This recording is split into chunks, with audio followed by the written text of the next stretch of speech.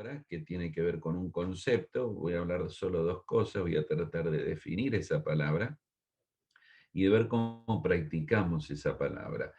Y es complicado porque yo quiero, mi idea es sencillamente dos. Una, crear interés en ustedes por este tema que voy a hablar. Y la segunda es tratar de traer algo de luz a este tema para que ustedes comiencen a estudiarlo y no solo estudiarlo, sino pensarlo, meditarlo mucho. Casi como que este mensaje sea una evaluación de tu vida a la luz de esta verdad. Así que vamos a 1 Timoteo 6:3. Y hay algo que vamos a hacer hoy. Ustedes saben que cuando uno predica, tiene que tratar de concentrarse en un pasaje, leer algún versículo, pero yo cuando doy un curso de homilética suelo decir, no hagas las 1000 versículos, viste que leamos acá, allá, allá, y te volvés loco, te pasás leyendo. Bueno, yo iba a romper esa regla y les voy a invitar a que tengas tu Biblia en la mano y vayamos a ver muchos versículos porque son los versículos mismos los que nos van a dar una idea de esto que voy a hablar, de qué voy a hablar, de qué voy a hablar. Ahora vamos, tranquilo, 1 Timoteo 6:13, 6:3. Dice, si alguno enseña otra cosa y no se conforma a las sanas palabras de nuestro Señor Jesucristo y a la doctrina que es conforme, y acá viene chan, chan, chan, la palabra clave, conforme a la piedad. Esta es la palabra que yo hoy quiero hablarles. Definir la piedad y tratar de ver cómo practicamos la piedad. Estoy seguro que podemos hablar de la santidad, podemos hablar de la consagración, del servicio, pero la palabra piedad, tal vez has oído, alguna vez la he comentado porque suelo comentarla, pero este es un estudio sobre esta palabra. No es una palabra fácil. Mira, no la usás vos. Vos no sos de decir, ah, esa es una persona muy piadosa. Es decir, es una persona muy fiel, es un creyente que ama mucho al Señor.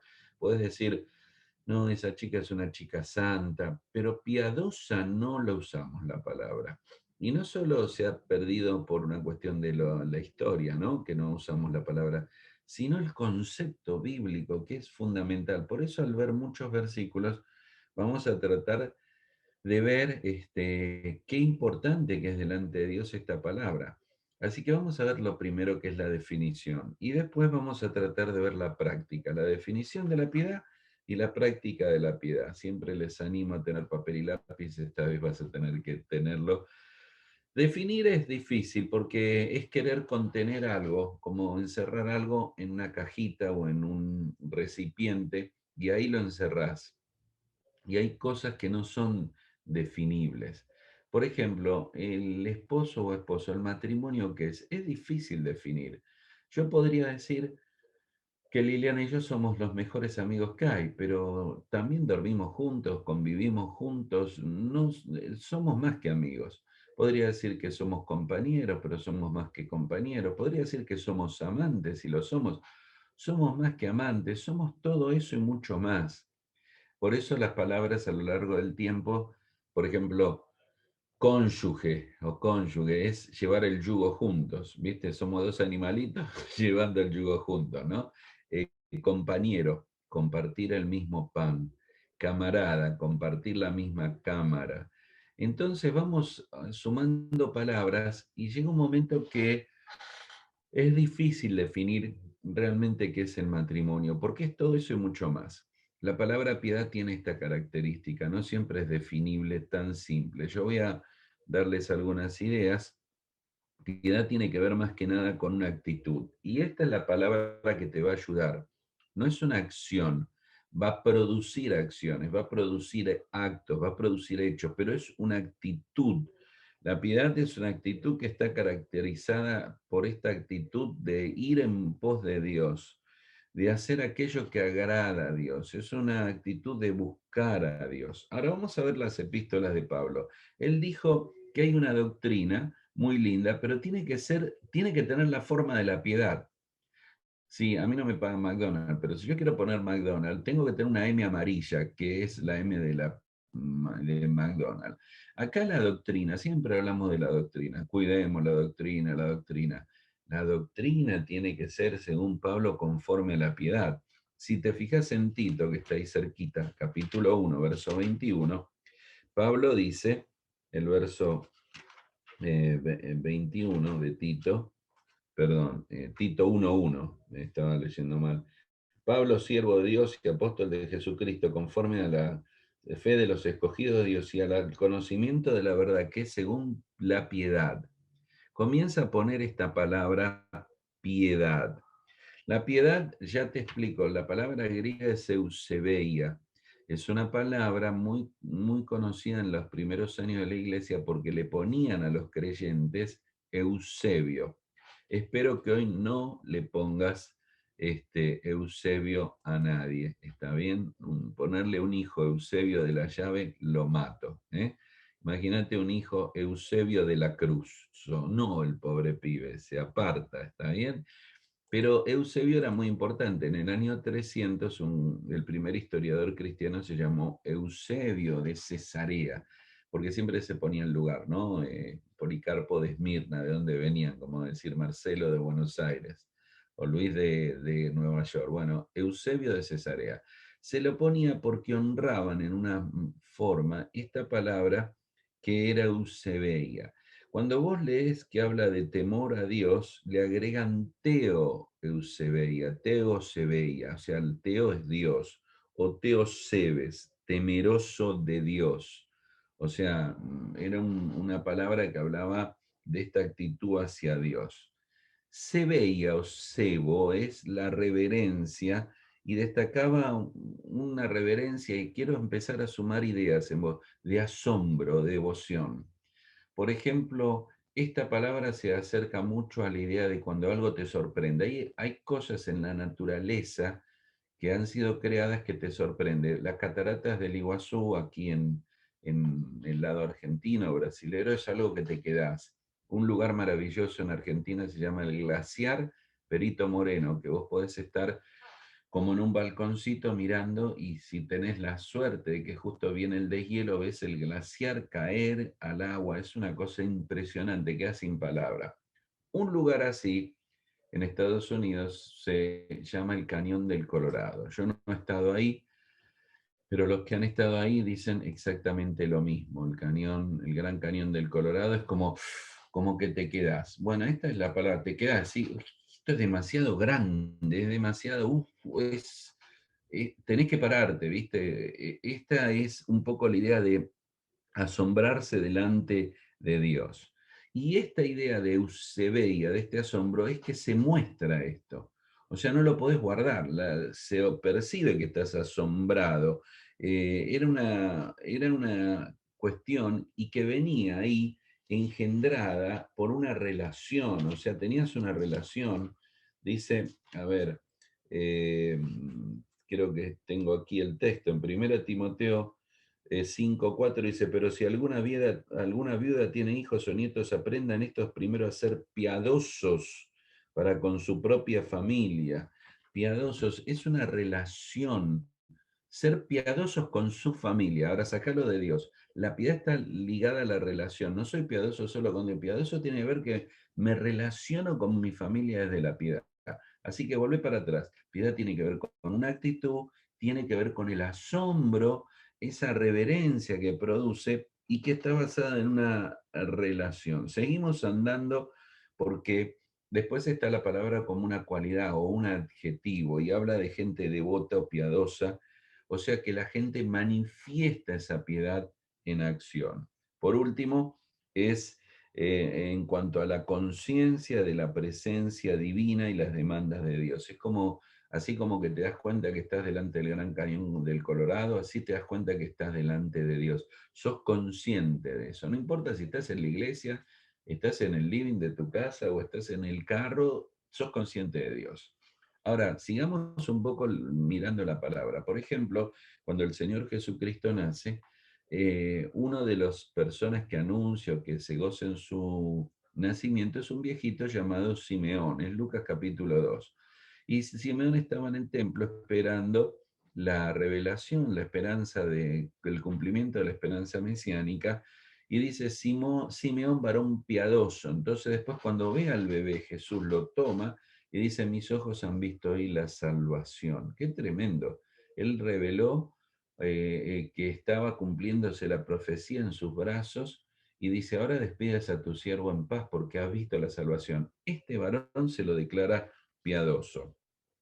Había ciertos judíos que sepultaron a Esteban. ¿Te acordás que dice que lo llevaron a enterrar? Y en Hechos 7:5 dice varones piadosos.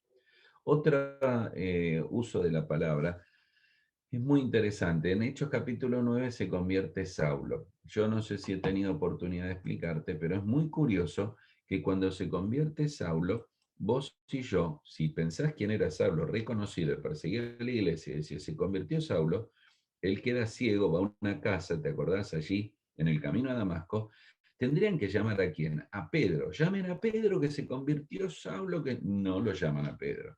Tal vez a Jacobo, que era el pastor de la iglesia de Jerusalén. Llámenlo, tampoco. Entonces Dios toma a alguien llamado Ananías, un cierto discípulo llamado Ananías, que le dice, anda en la calle derecha a la izquierda, porque así se llamaban antes, calle 5 a la derecha, ¿viste? Anda ahí y, no señor, se persigue, mata, no, no, él es un instrumento escogido. Cuando va Ananías lo encuentra, la primera palabra que le dice es maravillosa, ¿no? Porque no le dice pastor, apóstol, predicador, maestro o instrumento escogido. Todo eso se lo podía haber dicho. Le dice hermano, hermano Saulo. La primera palabra que Saulo, el que perseguía a la iglesia, ahora es la palabra que lo une a la iglesia, hermano Saulo. Cuando Pablo cuenta de la conversión de él, en Hechos 22, ahora sí, por eso te dije, estamos mirando mucho la Biblia, en Hechos 22, te quiero grabar en tu corazón la importancia de esta palabra. Hechos 22:11, él está contando su testimonio, se convirtió en Hechos 9, ¿no? Dice, y como yo no veía a causa de la gloria de la luz, llevado de la mano por los que estaban conmigo, llegué a Damasco, cuenta Saulo. Verso 2. Entonces uno llamado Ananías, uno llamado, como era un extraño en ese punto, ¿no? ¿No?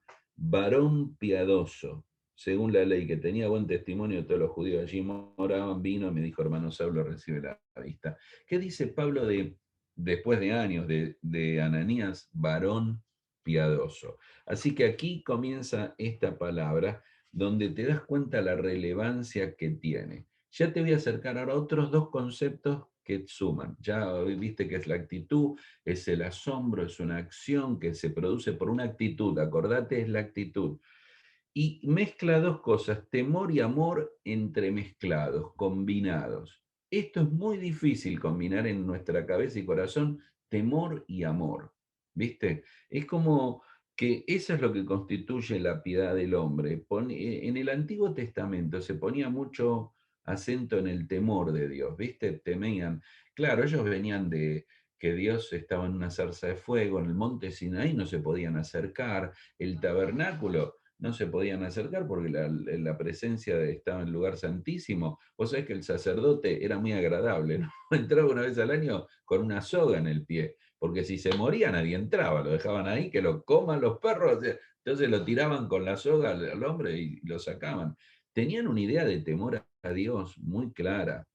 El Nuevo Testamento es una idea muy clara del amor a Dios. En el Antiguo también está, porque aparece la palabra Gesed, que es gracia. Pero estas dos cosas es difícil de combinar. Voy a empezar ahora con un ejemplo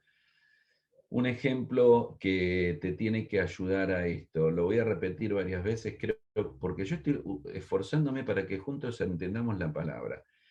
Ojalá que hayas tenido un papá que combinara las dos cosas, que tuviera una relación con vos. Por eso la imagen del padre, yo sé que todos hablamos la mamá es fantástica. Pero el padre que combinara esa relación de amor, que vos lo amabas, que él te amaba, que te levantaba, que jugaba, y esa relación de temor, no, no, con papá para la cosa. En mi casa, yo tuve un papá que no era creyente, pero tuvo esa relación. Por ejemplo, mi papá dormía la siesta a la tarde y era un templo de silencio mi casa. Nadie atrevía a... No volaba una mosca, ¿está bien? Hoy en día los pibes entran con la tablet, el celular, le saltan arriba del padre, no le importa. Pero mi papá estaba durmiendo la siestita a la tarde, era mi papá, a nadie se le iba a ocurrir hacer ruido, porque papá está... Había como un respeto, una reverencia. A su vez, ese hombre que dormía y que uno no ibas a hacer ruido, era el que te abrazaba, lo amaba, llorabas con él. Entonces, no quiero mover en tu corazón cosas porque no siempre. Yo lamenté no tener la amistad y la intimidad que hubiera querido con mi padre porque no era creyente, así que te entiendo. Pero esta es la mejor idea. O sea, el padre te genera temor, pero amor, no le tenés miedo. Aquí hay una diferencia que tenés que hacer entre temor y miedo. Miedo es que salgo corriendo. Horrenda cosa es caer en manos del Dios vivo. Claro, si no creíste en Cristo vas al infierno, temele, desde el miedo terrorífico. Pero cuando vos sos creyente, el temor debe ser no basado en el miedo, sino en la reverencia de delante de quien está. Por eso Pablo sigue hablando. Ahora, miren Tito, capítulo 2. Vamos a seguir presentando la palabra. Y dice, porque la gracia de Dios se ha manifestado para salvación a todos los hombres. Tito 2:11 dice, la gracia de Dios. Muy bien, ¿qué más? Y nos enseña esa gracia. Por eso usted tiene que siempre en la Biblia ver que no hay un punto. Cuando no hay un punto, sigue la... Enseñando que renunciando a la impiedad y renunciando a los deseos mundanos, vivamos en este siglo sobria, justa y yendo a la iglesia todos los domingos. No, y cumpliendo la religión de los domingos. No, viviendo piadosamente. La vida que Dios nos propone es una vida piadosa. Pablo resume la esencia de la vida cristiana en este párrafo breve. Ahora déjeme decirle algo, no se me enoje, y si se enoja estoy muy lejos, no me va a poder pegar. Está bien ir a la iglesia. Yo voy a la iglesia con mi mejor ropa, si tengo un buen saco, una corbata, mi esposa también, vamos los domingos. La vida cristiana no es eso. La vida cristiana es una vida de piedad, una relación con Dios. La vida cristiana no es un acto religioso de domingo o de miércoles. Los miércoles es la reunión de oración, los domingos el culto. Hay que ir y es un resultado. Pero la vida cristiana no pasa por eso, no pasa por la cara de domingo, que es así, oh, aleluya, Dios le bendiga, estoy bien, y en el fondo digo, quiero matar a alguien, ¿está bien? No, no. La vida pasa por la esencia de la vida es día a día, lunes, martes, miércoles en el trabajo, en la computadora, en casa, en la calle. Esa es la vida piadosa que Dios quiere. Que va a resultar en alguien yendo a la iglesia el domingo seguro, pero es más fácil ir un domingo a la iglesia, usted lo entiende, ¿no? Que tratar bien a mi esposa. Me es más fácil ir con la ropa de domingo, tener una Biblia grandota y un himnario grandote, ir con todo eso y sentarme, que no gritarle a mis hijos o no decir una mala palabra o no tener un mal pensamiento. Me es más fácil. La vida real, la esencia de la vida es esto de lo que estamos hablando, piedad. Ahora, usted está en Tito 2:11, en Tito 1:1 dijo que él, su apóstol, era el conocimiento de la verdad que es según la piedad. O sea, Dios lo llamó a declarar una verdad según la piedad. ¿Y qué te dice? No es como que hablamos de la doctrina y nos olvidamos la piedad, la verdad y nos olvidamos la piedad. Es como que hablamos de algo y nos olvidamos la otra parte. Y Pablo la menciona muchas veces. Cuando pide que oren por los que están en eminencia, ustedes están orando por las elecciones, y está bien, es un tema fundamental. Yo sé que ahí están todos con las elecciones. ¿Quién gana, quién no gana? Bueno, dice que oren por los que están en eminencia para vivir quieta y reposadamente, 1 Timoteo, en toda piedad. ¿Está descubriendo la palabra piedad? ¿La está sacando a la luz? La piedad es el esfuerzo persistente y consistente de seguir la piedad, ¿no? Cuando dice para seguir la piedad. Ahora vamos a ir a Pedro, un segundo. 1 Pedro, capítulo 3. Le dije que le estoy haciendo leer mucho la Biblia para que le abra hambre, le agarre hambre y quiera ir a comer después. Dice, me cansé de tanta leer de acá para allá. 1 Pedro 3:10. ¿Qué dice el verso 10? Dice, porque el que quiera amar la vida y ver días buenos, refrene su lengua del mal y sus labios no hablen engaño, apártese el mal, haga el bien, busque la paz, sígala, porque los ojos del Señor están sobre los justos, y sus oídos atentos a sus oraciones, porque el rostro del Señor está contra aquellos que hacen el mal. Ahora, Pedro está anticipando al Señor y pregunta qué clase de persona debemos ser, ¿no? Y después usted va a ver, aquí no tengo ahora el texto, que la vida debemos andar en santa y piadosa manera de vivir. Observe que dice, ustedes deben vivir de una manera santa y piadosa. O sea, la idea aquí es la manera en que van a vivir es santa y piadosa. Yo cuando descubrí este concepto, me di cuenta qué equivocado que estaba el concepto que tenía de la vida cristiana, ¿no?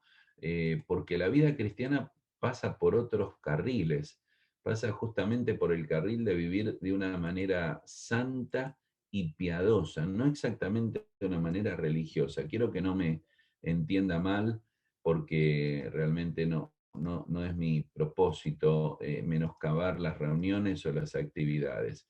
Segunda Pedro 3:11. ¿Cómo no debéis vosotros andar en santa y piadosa manera de vivir? ¿Ve? Segunda Pedro, allí es muy, muy claro. Creo que les había dicho el capítulo 3, pero es el capítulo, sí, segunda Pedro, capítulo 3, verso 11. Está bien, estaba en primera Pedro, por eso me estaba confundiendo. Segunda Pedro, puesto que todas estas cosas han de ser desechas, ¿cómo no han de vivir en santa y piadosa manera de vivir? Yo diría como todas estas cosas están viendo que con el coronavirus no queda nada en pie, ¿cómo no van a vivir en forma santa y piadosa? Ahora, vamos a seguir tratando de terminar esta primera parte. La piedad no es un lujo espiritual para algunos pocos o algo del pasado para los super santos. Es algo y es un privilegio de ver de cada cristiano perseguir la piedad. No necesitamos un equipo especial, no necesitamos grandes conceptos teológicos. Todas las cosas me han sido dadas, segunda Pedro 1:10, y la piedad está dentro de ellas. La piedad me ha sido dada. Entonces dice segunda Pedro 1:3, como todas las cosas que pertenecen a la vida y a la piedad nos han sido dadas por su divino poder. Yo estoy tratando de definir, en un momento se le va a aclarar más las ideas. Cuando usted habla de piedad es más que carácter, el carácter resulta de una vida piadosa. Quiero aclararle, vos decís, tiene buen carácter. No, el carácter resulta de la vida piadosa. La vida piadosa es una actitud, no es un resultado en sí mismo. Genera resultados, genera cosas, ¿está bien? ¿Viste cuando peleas con la esposa o el esposo y decís, porque vos lo que querías era lastimarme, herirme? Estamos hablando de sus motivos. A veces es verdad, a veces no. A veces decimos, no, yo te dije esto, pero no quise lastimarte. Sí, sí, quisiste lastimarme. No, la piedad es el gran motivo que mueve la vida. Mi pregunta hoy está apuntada si este motivo está en tu corazón. Enoc caminó con Dios. Este fue un hombre piadoso. Hebreos 11 habla de personas que fueron los campeones de la fe que caminaron con Dios. Así que sigo, piedad es una actitud personal hacia Dios que produce acciones que agradan a Dios. Es una actitud personal hacia Dios que produce acciones que agradan a Dios. Es una devoción en acción. ¿Qué no es? Le va a ayudar. No es un sentimiento, no. Ah, hoy me siento piadoso. No, hoy me siento horrible, no tengo trabajo, tengo una enfermedad, pero tengo piedad. No es un sentimiento, no es una canción que me mueve, no es un tiempo devocional, que pasé un tiempo tan lindo orando.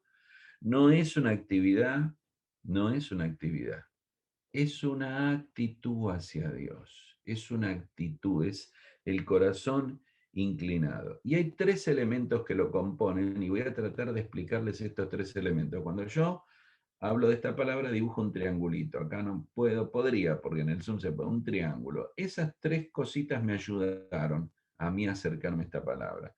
La primera es el elemento del temor a Dios. Así que un primer elemento es el temor a Dios. La segunda es un elemento de amor a Dios. O sea que hay un amor a Dios que está ahí. Y la tercera, quisiera que coloque, es la devoción a Dios. ¿Está bien? Temor a Dios, amor a Dios y devoción a Dios.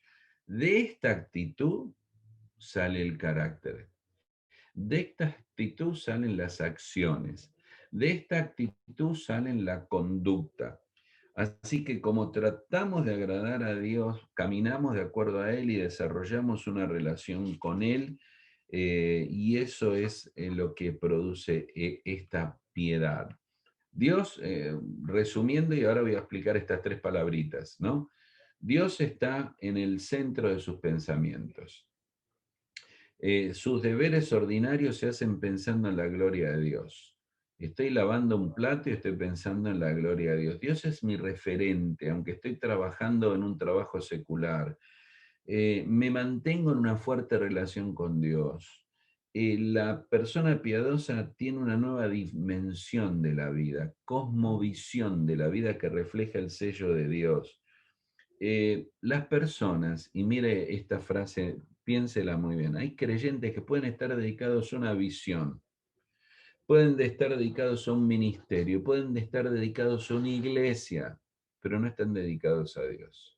Están armando una iglesia para ellos. Y ese cantante famoso que cantaba en Hilson o no sé qué, se apartó, estaban para ellos cantando, haciendo su música. Ese pastor increíble estaba tras su propia visión, su propio ego, no estaban dedicados a Dios. Piedad es una dedicación absoluta y completa a Dios, es una actitud. Tu corazón está inclinado a Dios de una manera que no tenés que ir a la iglesia o dejar de ir, no quiero decir que no vayas a la iglesia, tenés que ir a la iglesia. Lo que quiero decir que no depende de la gente, no depende de la iglesia, no depende si tenés dinero, si no tenés dinero, no depende si estás en un hospital enfermo o estás sanito.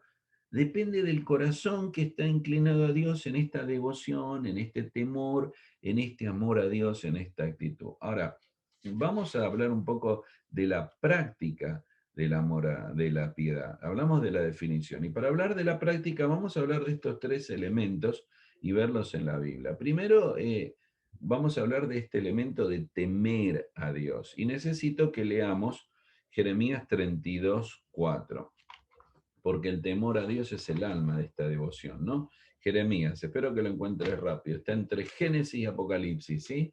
¿Lo encontraste? Jeremías 32, verso 40. Dice allí, y haré con ellos pacto eterno. Está hablando con Israel. Israel fue re duro, no entendían nada. Un día Dios va a hacer el pacto eterno y no me volveré atrás de hacerles bien y pondré mi temor en el corazón de ellos para que no se aparten de mí. ¿Qué le faltaba al pueblo judío? Temor. Este pueblo me alaba de sus labios, canta bárbaro, tenían a los mejores cantantes, su corazón está lejos de mí. Un día van a volver a mí porque yo voy a poner mi temor en ellos. Volá en la Biblia, estamos en el Antiguo Testamento, la iglesia primitiva, Hechos capítulo 9. ¿Cómo funcionaba la iglesia primitiva? En Hechos capítulo 9 se convierte Saulo y hay una descripción de la iglesia en el verso 31 que dice, entonces las iglesias tenían paz por toda Judea, Galilea y Samaria, y eran edificadas andando en el temor del Señor, y se acrecentaban fortalecidas por el Espíritu Santo. O sea, ustedes tienen que tener en claro esto. Ellos estaban andando en el temor del Señor. Vuelvo a repetir. Vos hablas de tu iglesia, de cualquier iglesia de Nueva York o de Argentina. Es una iglesia que está creciendo, está evangelizando. Esa iglesia no sabés cómo trabaja con los jóvenes, los niños. ¿Vos oíste decir, esa iglesia anda en el temor del Señor? ¿Ves que hemos perdido esa esencia del concepto de lo que Dios busca? No voy a leer Isaías 11:3, donde el Mesías dice, se deleitará en el temor de Dios. Ahora estamos hablando del temor de Dios, la primera de esas tres partes, ¿no? Para practicarlo. Hay que separar miedo o terror. Adán cuando pecó tenía miedo y estaba bien porque había desobedecido a Dios. Y el tema ahora cambia porque cuando uno pasa a ser creyente, teme la disciplina del Señor, pero a su vez sabe que es buena, Hebreos 12, porque el papá que ama al hijo lo disciplina. Para mí ha sido muy fuerte porque yo no fui disciplinado de chicos, por eso soy así. Y cuando me casé con Liliana sabíamos que teníamos que disciplinar a los hijos. Dios ha hecho una obra grande en nuestros 3 hijos, pero porque fueron disciplinados. Pero a mí me costó porque no se me disciplinó a mí. Cuando yo leía Proverbios que el hijo que no disciplina, el padre que no disciplina al hijo lo odia, me creaba un cortocircuito. Yo amo a mi hijo. Dios dice, no, no, no, no. No, perdóname, no lo amás. El chico salta ahí y decía, mi hijo es hiperactivo. No, es un re maleducado, no es hiperactivo. No, mi hijo salió al tío Jaime. Sí, pero el tío Jaime está preso hace 20 años por cómo es. No, es que está fuera de casa, está nervioso. Fuera de casa, dentro tiene que portarse bien. No, es que le duele. No le duele nada, es un desobediente, un maleducado. La disciplina está basada en el amor. No disciplina, no amás. Y Dios, porque nos ama, nos disciplina. Eso genera temor, pero no miedo. Porque un hijo no tiene que tener miedo al padre. Si el padre fue correcto, lo disciplinó y te dio temor. Uy, papá ahora me va a disciplinar, pero papá después de disciplinarme me abraza y me besa, me ama. Temor es esta reverencia y honra y asombro. Temor, si tengo que definirlo fácil, es la respuesta del alma ante un Dios grande, soberano, majestuoso. ¿Viste que habla del Gran Cañón del Colorado? Bueno, esto supera todo, es Dios. Ante ese Dios mi alma está respondiendo. No estoy solo concentrado en la ira de Dios, en el amor de Dios, en todo lo que es Dios. Es su majestad, es su santidad, es su gloria. Eso me genera temor, es el asombro. Es el asombro que, uy, Isaías vio al Señor y pongo mi boca sobre mis labios y soy hombre muerto. Juan cuando vio Apocalipsis, lo menciono, no lo busquen porque el tiempo corre, 1:17, cuando vi al Señor en toda su majestad, caí a sus pies como muerto. Ahora, pregunta, ¿tenés ese temor de Dios? ¿Tenés esa actitud? Eso no se puede fabricar. Vuelvo a mis 3 hijos, los llevamos a la iglesia, eso no se lo puedes imponer, eso nace en su corazón ante la grandeza y majestad de Dios. Teníamos un misionero en Bolivia extraordinario, un hombre de Dios. Su hijo se apartó mal, se alejó del Señor. Años después volvió al Señor. ¿Saben cómo volvió al Señor? Miren que el padre era un hombre espiritual, ¿no? Porque él se dedicó a la astronomía. Y un día lo llamó y dijo, papá, quiero decirte que volví al Señor, porque encontré a Dios en donde, entre las estrellas, mirando las estrellas, mirando la creación, mirando lo glorioso del universo, volví a Dios. Eso no lo puede producir una obligación, es algo, ¿has tenido esa sensación alguna vez de que "Uf, Dios es grande"? Esa cuestión, ahí se me acaban las palabras, que dentro tuyo sí, le temo, es un corazón lleno de devoción, honor, veneración, reverencia, asombro. Es contemplar a Dios en su majestad y santidad junto con su amor y su gracia. Es una mezcla. Me ama, pero es santo. Tiene ira, pero tiene justicia. Y es, miren, le voy a decir el ejemplo. Ahora me acuerdo. El ejemplo es la policía en Estados Unidos. ¿Cómo vas en la ruta, eh? Y van todos juntitos, ¿viste? Van todos juntitos porque no quiere ir nadie solo, porque van excedido la velocidad, pero vamos todos juntos. Y vemos una lucecita, un arbolito, decimos, ahí está escondido un policía, un patrullero. Y cuando se pone cerca tuyo atrás ya estás temblando, ¿viste? Y después tienen un sistema, no es porque sepa, me lo contaron, no, no. El sistema lo viví. Subís, yo lo viví doble, miren, doble, fue doble castigo y iba un poquito más rápido. En vez de 60 millas iba a 150. No, no, no tanto. Y el primer castigo vino porque tenía a mi esposa al lado y dijo, te va a parar la policía. Y como buen hombre, ¿qué le decís? No, qué raro. Te va a salir la policía. 2 minutos después, ¿qué sale? La policía, ¿no? Entonces, ¿sabéis cómo funciona, no? Te voy a mirar, le estoy mirando las caritas, algunos de ustedes saben cómo funciona. No te para. Primero se pone atrás tuyo. Va despacio. Ya con la luz te va intimidando. Dice, tírese. Te tirás hacia el costado y no baja el policía. Está un rato ahí, cosa que vos vayas transpirando, ¿viste? Vas transpirando y vas inventando todas las excusas posibles. Hasta que un rato después baja el señor policía muy educado y te mire y te dice, usted estaba excedido de velocidad. Y entonces vos le decís, sí, lo que pasa es que tenía hambre, mi esposa está por dar a luz, me iba a morir, no sé, alimentando. Mire, qué bien, bueno, acá tiene el ticket. O sea, usted haga lo que quiera, acá tiene el ticket. Y te lo dice, no sé si a mí con tanta educación, pero te generó un temor, una cosa, no sabes, ya no sabía si te iban a sacar una ametralladora, qué iban a hacer, y tenés que pagar la multa porque la quebraste y teóricamente, si esto funciona bien, así debería funcionar porque dice la Biblia que Dios le dio a la autoridad espada para que le temamos. Esto es temor. Reconoces una autoridad tan grande, la de Dios, que te inclinas ante Él. Y eso no, ese es un temor reverencial que aún te ayuda y lo compartís con la concepción del amor a Dios, porque el amor a Dios viene cuando, miren, el Señor le dijo, el Señor habló de su padre, Abba Padre. Abba es padre, papito, papaito. Luego en Romanos 8:15 dice que Dios habita en luz inaccesible y que me dio por su espíritu la posibilidad de llamar a Dios Padre, Abba Padre. Usted sabe que cuando leemos Juan 1:12 y dice, bueno, Él nos dio la autoridad de ser hechos hijos de Dios, nos dio el poder, nos declaró hijo de Dios, esa es una cosa impresionante, es la naturaleza de Dios en nosotros por causa de que somos hijos de Dios. Por eso la Biblia habla del Espíritu Santo como el espíritu de adopción. Usted, yo no sé qué piensa, dice, soy hijo de mi papá, de mi mamá, el hijo de la familia de la llave. Usted es hijo de Dios.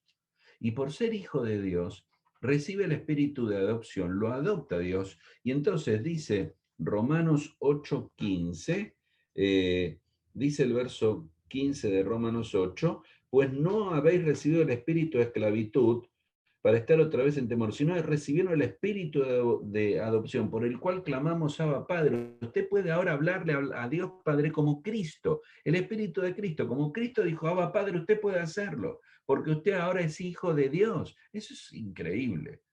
Eso me genera un amor a Dios que está mezclado con el temor a Dios, y esto es lo que va a conducir a esta actitud de piedad. Si usted llega a Apocalipsis 15, no tengo tiempo, el centro de la veneración era Dios en su poder, justicia y santidad, y estos atributos establecían la majestad de Dios. Le adoraban por lo grande que era, por lo poderoso que era. Cuando llega a Éxodo, usted va a ver esta concepción del temor a Dios. Miren, lo leo yo muy rápido, porque sí, el tiempo pasa. Y dice, y cantan el cántico a Moisés diciendo el cántico del Cordero, grandes y maravillosas son tus obras, Señor, Dios Todopoderoso, justo, verdadero, Rey de los santos. ¿Quién no te temerá, oh Señor, y glorificará tu nombre? Solo tú eres santo, por lo cual todas las naciones vendrán y te adorarán. Este es temor a Dios, todas las naciones le van a adorar. ¿Quién no te va a adorar? Así que tenemos el temor a Dios. Y Dios nos está preparando para el cielo, para vivir en esta relación. Así que es importante que la santidad y la piedad sean manifiestas en nuestra vida. Es el concepto correcto de temer a Dios, que me va a hacer adorarle, vivir para Él. Ahora déjenme ampliar un poco la idea con el amor a Dios. El cristiano que teme a Dios también le ama, puede apreciar el amor de Dios. Cuando usted lee 1 Juan 4:8, Dios es amor, no es una frase linda, la cuelgo, es la esencia de toda nuestra vida, de nuestra relación con Dios, es la esencia de lo que Dios es. Porque Dios es amor, Juan dice, fue nuestra propiciación, porque Dios es amor, fue nuestra reconciliación, porque Dios es amor, es el que nos salvó, es el que nos perdonó, porque Dios es amor, es el que produce en nosotros el querer y el hacer. O sea, usted tiene que tener conciencia de que lo percibimos en su majestad y santidad, pero tenemos que estar maravillados por su amor. El problema es quién iba a pagar por nuestro pecado, quién iba a venir, quién iba a dar su vida. Cristo, solo Él. ¿Y por qué lo iba a hacer? Por amor. No fueron los clavos que lo retuvieron en la cruz, ni los romanos, ni los judíos, ni Pilato. Fue el amor de Dios. Y cuando uno crece en ambas cosas, temer a Dios y amar a Dios, es entender su amor personal por mí, es percibir su amor, es hundirme en adoración en lo profundo del alma. Y saber que tengo fracasos espirituales y a pesar de nuestras desobediencias, a pesar de nuestros pecados, a pesar de nuestras infidelidades, a pesar de los desplantes que le hacemos al Señor, a pesar de los momentos oscuros, Él nos sigue amando. El amor de Dios no es afectado por nada ni nadie. Él nos ama, no nos amó más o menos, nos ama eternamente y por siempre. Y su amor por nosotros no cambia. Eso es lo que nos lleva a esta experiencia de amor. Efesios 1:6, somos aceptos en el amado. La última palabra, porque quiero cerrar. Temor a Dios, amor a Dios y deseo de Dios. Deseo de Dios. Podría hablar de 2 Corintios 5, el amor de Dios nos constriñe. Pero déjenme hablar del deseo de Dios. ¿Recuerda Salmo 42? Como el ciervo brama por las corrientes de agua, así brama por ti el alma mía. David estaba viendo el ciervo tenía sed y bramaba porque era un lugar árido, terrible. El Medio Oriente es muy árido. Ve el agua y clama. Dice así, clama por ti, alma mía, es la intensidad de su propio deseo. ¿Has tenido este deseo de Dios? Un día de no tenés ganas de ver la tele, de hablar con nadie, de estar a solas con Dios, de leer un texto, de leer su palabra. Esto es lo que es piedad. Salmo 27:4. Una cosa he demandado a Jehová y esta buscaré, que esté yo en la casa de Jehová todos los días. ¿Para qué? Para contemplar la hermosura de Jehová y para inquirir en su santo templo. David sentía un intenso deseo de disfrutar de Dios y de su belleza, no físicamente, sino de los atributos. Digo, yo quiero estar en tu casa para contemplar. Conozco un pastor que me sorprendió, me contaba, dice, mi hijo me sorprendió, estaba estudiando y vino y entró y siempre me pide algo, quiere jugar y se sentó le digo, ¿qué querés? ¿Querés jugar? No, ¿qué querés? ¿Hablar? No, el nene chiquito. No, solo quiero verte, papá. Quiero mirarte.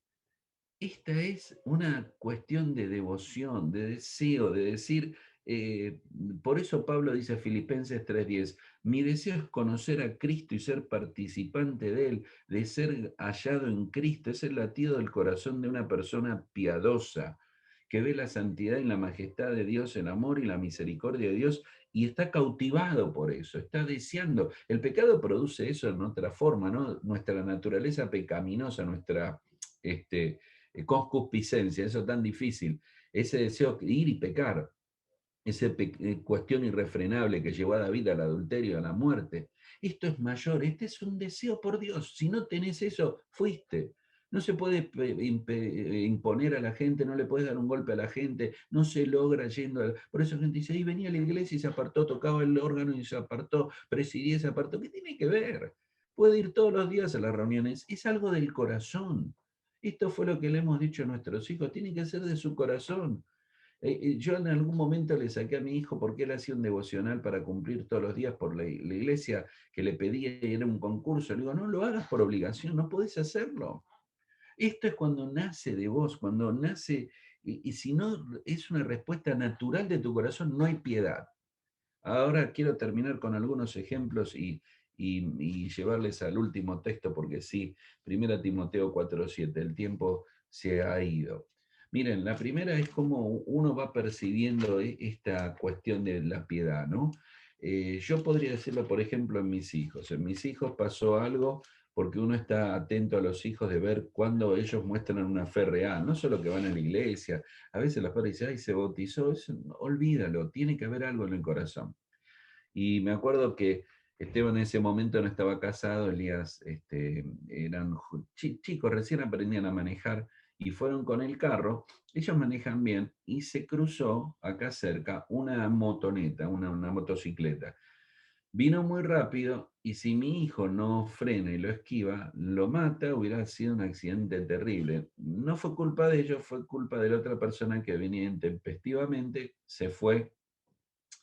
Entonces ellos siguieron avanzando, iban los dos solos en el carro, no iba Liliana, no iba yo, y pararon el carro a un costado y dijeron, vamos a agradecer a Dios que nos libró.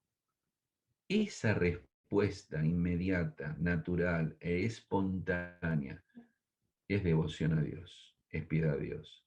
No estaban los padres, no estaban en una iglesia, vivieron una situación, pararon el carro y oraron a Dios. Esto es la pregunta, si tenés esta devoción a Dios. Ustedes han conocido al hermano Mario Mulkis. Yo no sé cuántos de ustedes saben, yo esto no lo suelo comentar con nombre, pero como lo conocen, que él era un hombre piadoso. Yo no tengo duda de que él era un hombre piadoso. Y de él se solía hablar y decir que no solo oraba de rodillas, sino leía la Biblia de rodillas. Yo lo oí mucho porque me crié en una iglesia que él visitaba mensualmente. Él vivía a 1800 o 1000 millas de acá. Los últimos años de su vida yo tuve el privilegio de ir a predicar a su iglesia varias veces, así que me hospedaba en la casa. Una noche estaba en la habitación de arriba y bajo creo que bajé a la cocina a comer algo. ¿Será posible que yo quiera comer algo? No sé. La familia de la Cruz alguna vez me vio abriendo su refrigerador. Puede ser, ¿no? La cuestión que yo bajé y descubro que él estaba de rodillas ante una silla, no estaba orando, estaba leyendo la Biblia.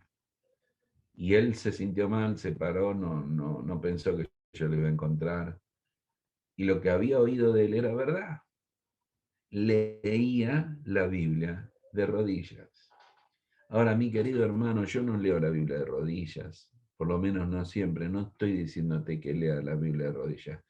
Te quiero acercar la idea de lo que es piedad, la idea de lo que es ser piadoso, la idea de lo que es ser una persona piadosa, de una devoción, de un amor y de un temor a Dios que te mueve en la vida, que no está condicionado porque otros te lo piden o porque hay que cumplir, nace del alma como respuesta ante Dios. Nuestro último texto, 1 Timoteo 4:7, dice, hablándole al muchacho que va a dejarlo a cargo, desecha las fábulas profanas y de viejas, Timoteo, y ejercítate para la piedad.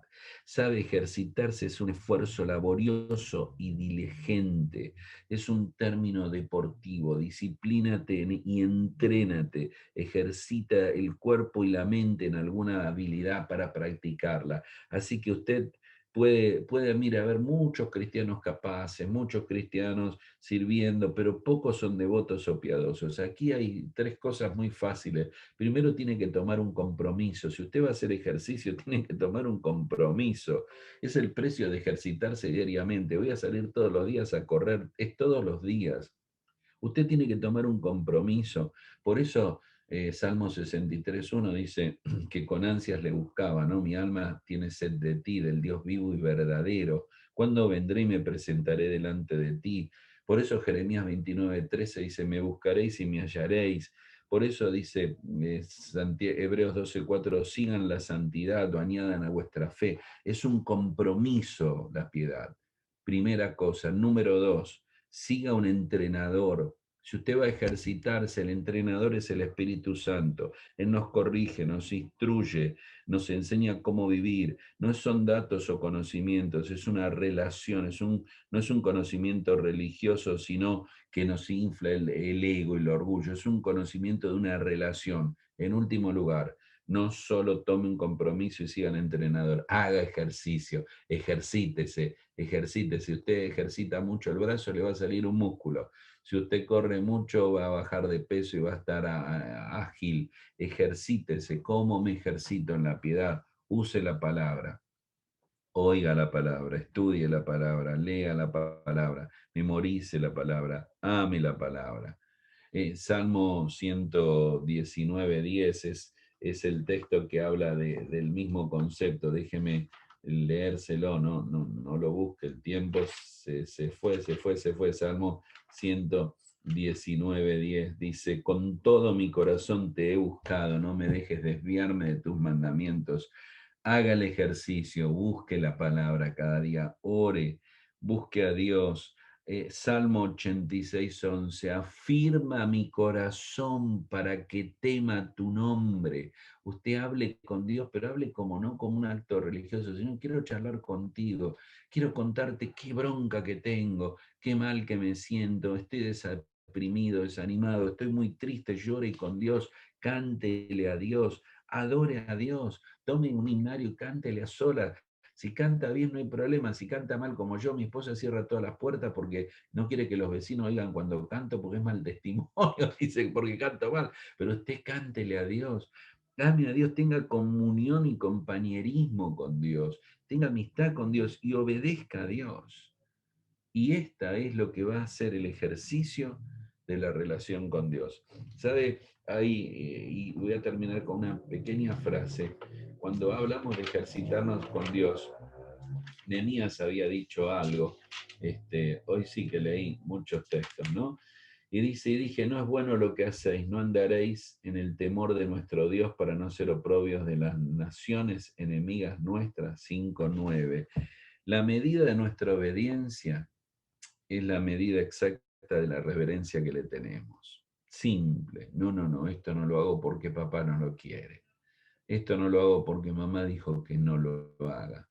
Esto no lo hago porque Dios no lo quiere. La medida de nuestra obediencia es una medida exacta de la reverencia a Dios. Nuestro anhelo debe ser por Él crecer, contemplar su belleza, reconocer su amor, ¿no? Isaías 26, tu nombre y tu memoria son el deseo de mi alma.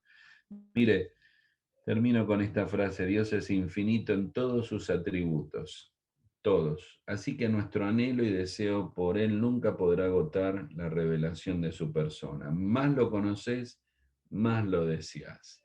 Y nada puede compararse con el privilegio de conocer a aquel en cuya presencia y plenitud de gozo y delicias a tu diestra para siempre. ¿Sabe cómo aprendí Salmo 16:11? Con un pastor que estuvo en Nueva York muchos años. Él fue un hombre que vino a Argentina mucho y lo conocí, Tom Harris. Él fue un hombre que se drogó toda su vida junto a su amante o novia hasta que se convirtieron los dos. Fue un hombre que Dios usó mucho. Y él dijo, una de las cosas que a veces pienso en esa vida de drogadicción es la vida nueva que Dios me ha dado en el Salmo 16:11. En tu presencia y plenitud de gozo, delicias a tu diestra para siempre. Miren, queridas amigos y hermanos, yo termino. Voy a hacer la pregunta más difícil de todas y luego voy a orar. Ya sabes cuál es la pregunta, pero te la voy a hacer igual. Yo me la voy a hacer mirándome como me estoy mirando ahora, no al espejo, sino a la cámara, me la voy a hacer a mí mismo. No sé si la vas a poder responder ahora, pero quiero que la pienses durante todo el día, ¿te parece? ¿Sos una persona piadosa? No te dije si orás, si lees, si vas a la iglesia. Si sos piadosa, sos una mujer piadosa, sos un hombre piadoso. Tu corazón tiene temor a Dios, tiene amor a Dios, tiene devoción por Dios. ¿Tenés esta esencia de lo que Dios quiere buscar en nuestra vida? Ojalá que sea así en tu vida, yo espero que sea así. Ojalá que me recuerden, no porque prediqué o fui anciano o armé una iglesia o ayudé a empezar una iglesia, nada, sino porque sea piadoso. De Robert Murray McCain, un misionero del principio del siglo, dijeron que de él se podía decir que era un gran predicador porque lo era, un gran maestro porque lo era, un gran pastor porque lo era, pero siempre de Robert Murray McCain se decía que era un gran santo de Dios, porque era un hombre profundamente santo. ¿Eres así? ¿Eres alguien profundamente piadoso o piadosa? Te dejo la pregunta. Vamos a inclinar la cabeza. Si me permites, quiero orar por ti en esta mañana. Oramos. Al inclinar la cabeza, habla con Dios en tu corazón y dile, Señor, aquí estoy, perdóname. Quiero ejercitarme en la piedad, quiero crecer en la piedad. Quiero temerte, ver una revelación clara de tu grandeza. Dile, quiero amarte, Señor, porque nos has amado primero. Quiero vivir una vida de devoción a ti, donde nadie me ve. Cuando estoy en la cocina, sentado en la mesa, en mi carro, este corazón que con todas mis fallas, mis miserias y mis pecados, late por ti, oh Dios. Clama por ti, oh Dios, el alma mía. Díselo, Dios te está escuchando. Querido Señor, gracias por tu palabra. Gracias. Ayúdanos a seguir avanzando en este concepto tan sublime de ser hombres y mujeres piadosos, Señor, oramos para que lo produzcas en nuestra vida, contemplando tu grandeza y majestad, el temor, el amor y la devoción sean reales en nuestra vida. Oramos en el nombre del Señor y Salvador Jesucristo. Amén. Muy bien, hermano, me fui de tiempo, yo tengo un hambre bárbaro acá, pero bueno. Despreocupes, hermano Marcelo, es un placer escuchar la palabra del Señor en esta mañana y eso es un privilegio tenerlo con nosotros aquí en Zoom de la 126. Verdaderamente nos hacía falta tenerlo con nosotros y que se repita más a menudo, aunque yo no sé qué hora es allá, son las 12 o las 2 de la tarde, más o menos. Espera. Sí, es la 1:00 y algo. Ahora me voy a ir a Olive Garden o a algún lugar. Luis de la Cruz me dijo que me iba a invitar a comer a algún lugar. No sé a dónde vamos, Luis. Si me llevas, yo te sigo. El hermano Luis ya le mandó por correo una comidita ahí. Oh, no. Me quería invitar a un sándwich en Cats, pero son muy caros. Son demasiado caros. Hermano Aunque Marcelo, sea una hamburguesa de McDonald's, bueno, qué sé yo. esperemos en Dios de que pueda estar con nosotros una vez más en otra ocasión. Y antes de concluir en esta mañana, digo aquí en esta mañana, hermano Marcelo, pero ya es de tarde. No sé si algunos de los hermanos que están presentes tienen la posibilidad de hacer una pregunta a nuestro hermano Marcelo en cuanto al tema. Por ejemplo, es una buena oportunidad de preguntar acerca del tema si alguien tiene algún tipo de pregunta en cuanto a la piedad. Por ejemplo, hermano Marcelo, yo le tengo una pregunta. En estos tiempos, las nuevas generaciones, en particular los niños, los jóvenes y ya los semiadultos, no muestran piedad a Dios, así como estaba diciendo que la piedad nace del alma como respuesta hacia Dios, es un temor reverente en cuanto a Dios. ¿Qué podemos nosotros entender en cuanto a las nuevas generaciones jóvenes, menos adultos sucesivamente, en cuanto al temor? Aunque el temor no tiene que ver con ser adulto, no, pero ¿cómo podemos nosotros interpretar eso? No sé si la pregunta es clara. Sí, sí, entiendo. Tal vez, lamentablemente, la respuesta es que no le hemos sabido transferir el concepto de la relación con Dios, lo hemos estructurado. Tal vez ellos relacionan a Dios con una religión, a Dios con una iglesia, a Dios con un culto, a Dios con una ropa, a Dios con una forma de cumplir una iglesia y tienen que descubrir que Dios es una experiencia personal de ellos. Si no experimentan a Dios por ellos mismos, es una relación. El temor, el amor y la devoción no tienen que ver con actos, son actitudes de corazón. Deberíamos trabajar por eso. En el Deuteronomio 6 dice, cuando le enseñemos a los hijos, dice al sentarnos, al acostarnos, al levantarnos, al salir. No dice lo sentás en una mesa y le explicás la Biblia, sino en las cosas diarias, cuando ven en la tele algo y le explicás, cuando vas en el carro y lo charlás. Entonces, cuando no hemos entendido esto, no hemos transmitido esto, los hijos no tienen conciencia mucho de su relación con Dios, no han experimentado a Dios, ¿no? Es notable porque no uso mucho esta palabra, pero Dios tiene que ser una experiencia en nuestra vida. Y si es una actividad religiosa, yo a veces cuento de ese muchacho que la abuela le hablaba del Señor y no quiso saber nada hasta que un día bueno, en ese pueblo, era muy antiguo, un pueblo que sacaron las Biblias y que un día lo contrataron a él en un camioncito para sacar las Biblias como empleado y quemarlas, y había un montón de Biblias ahí tiradas y justo la que le tocó a él era la de la abuela, ¿no? Así que se sentó en un rincón y se puso a llorar y se dio cuenta que Dios era real. Hay una experiencia donde tenemos que darnos cuenta de esta relación con Dios que- y por eso a veces los sentamos en un banco de iglesia como esperando que la iglesia produzca en ellos algo y tenemos que trabajar en esto, en esta... Nosotros, quiero decir esto sin lastimar a nadie, ¿no? hemos luchado mucho para que nuestros hijos, nosotros, Liliana y yo somos misioneros, mis hijos no. Yo he estado en 1000 reuniones, mis hijos no tenían que estar en 1000 reuniones. Si se iba a una conferencia, un campamento, ellos se quedaban en la habitación. A veces parecía medio raro, porque yo le digo, hermano, yo voy con la familia, ¿no? Viajamos mucho nosotros. En esa época no había internet, ¿habrá televisión? Y me miraban como diciendo, ¿usted quiere ver? No, es que yo no quiero que mi hijo esté en las 10 reuniones que yo voy a estar, ¿está bien? Si no, yo iba a dar bibliología. No quiero que esté con 10 años, que se quede en la habitación viendo la tele o jugando y compartiendo con la familia. Entonces no quiero confundir su fe. Con los años crecieron, ellos se congregaron en nuestra iglesia hasta el día de hoy, tuvieron sus amigos y ya no querían salir con nosotros. Ellos iban a su actividad juvenil, salían con los chicos de la iglesia a pasear, a comer algo, pero no tenían que venir.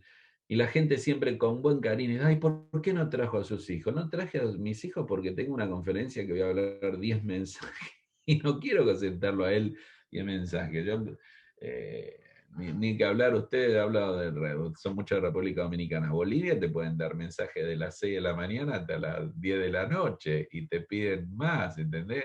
Yo siento a un hijo mío ahí, lo mato, no vuelve nunca más. Entonces, lo hemos confundido y tal vez la pregunta no sería por qué, sino qué entienden ellos. En la relación de Dios es una relación, es alguien que está en una iglesia, es un acto religioso. Ese me parece que es por ahí la respuesta, ¿no? No sé si me Sí. equivoco tal vez. Muchísimas gracias, hermano Marcelo. Tengo una última pregunta antes de concluir. No sé si va a ver. El hermano Luis de la Cruz también tiene una pregunta. Pero déjame preguntarle esta. Usted había dicho también una cosa muy importante, es que hay personas que estaban cantando en la iglesia, quizás tenían ministerio sucesivamente y se apartaron del Señor. Y no, Mm, no simplemente era porque se apartaron de repente, sino que nunca hubo claro. piedad.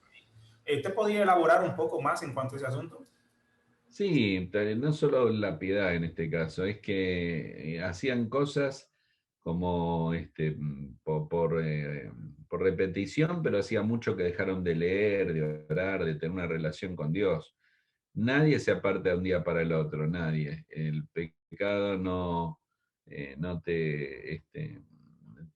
sorprende, te seduce. Esa es una frase muy linda. No es que hoy pequé y te va seduciendo, entonces ya hace rato que no leo, que no oro, que no amo a Dios. Y sigo yendo a la iglesia, mis viejos, mis padres me ponen en el carro, voy, tengo que cantar, canto, tengo que tocar el teclado, pero ya mi corazón está muy, muy lejos, muy lejos. Yo he tenido hoy en día misioneros amigos que me contaban que iban a la iglesia y tenían la Biblia, el himnario y los cigarrillos.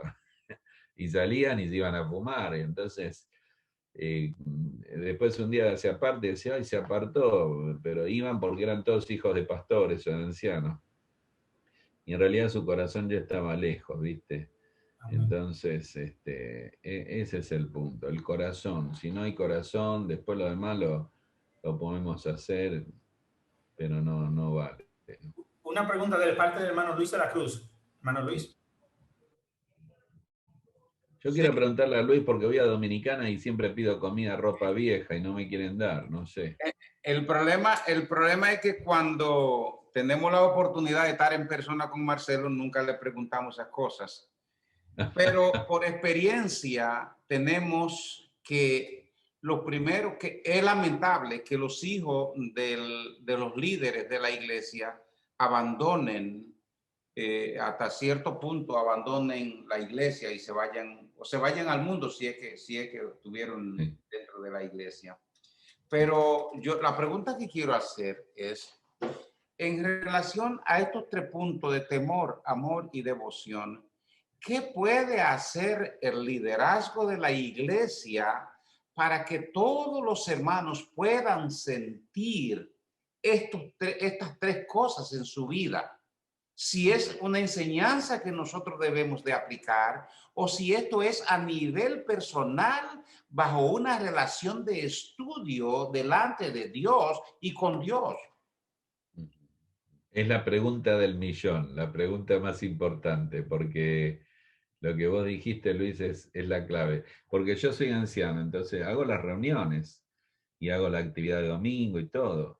Pero ¿cómo genero esta piedad? Bueno, tal vez porque yo hablé mucho de que la reunión no va a generar piedad, pero tal vez yo tengo que mantener las reuniones, entonces ¿qué hago? ¿Suspendo todo? No, no, tengo que mantener las actividades de la iglesia y todo.